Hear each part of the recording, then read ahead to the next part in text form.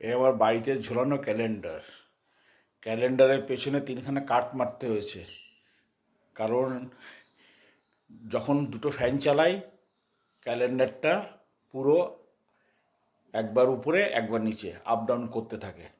এই জন্য দাঁড় করানোর জন্য পেছনে আঠা দিয়ে ক্যালেন্ডারটাকে আঠা দিয়ে পেছনে কাঠ দিয়ে করে রেখেছি, যাতে দেওয়ালটা নষ্ট না হয়।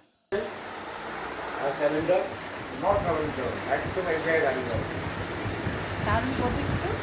হ্যাঁ, এটাই করতে হবে, নাহলে আমার দেওয়ালের খুব দাঁড় হয়ে যাবে।